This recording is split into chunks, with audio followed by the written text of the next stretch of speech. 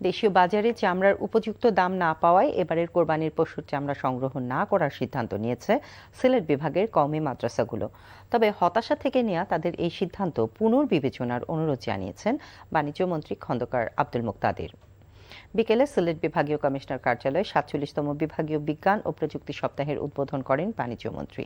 পরে সাংবাদিকদের তিনি বলেন, বাংলাদেশে চামড়া শিল্প বিলিয়ন ডলারের রপ্তানি আয়ের খাত হিসেবে আবির্ভূত হবে, তবে এজন্য সময় দিতে হবে। তিনি আরও বলেন, কোরবানির একটি চামড়াও যেন নষ্ট না হয় সে বিষয়ে প্রধানমন্ত্রী বিশেষ গুরুত্ব আরোপ করেছেন। সরকার এটিকে জাতীয় দায়িত্ব ও চ্যালেঞ্জ হিসেবে নিয়েছে বলেও জানান বাণিজ্যমন্ত্রী।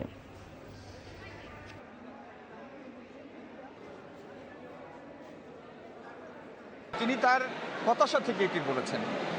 এই হতাশা থেকে চামড়া শিল্পকে তার সত্যিকার পটেনশিয়ালে আবির্ভূত করা, এটা তো ২.৫ মাসে সম্ভব না। আমার সরকারের বয়স তো ২.৫ মাস। একটু আপনারা আমাদেরকে সময় দিন। চামড়া শিল্পে দুর্বলতাটা আমরা চিহ্নিত করেছি।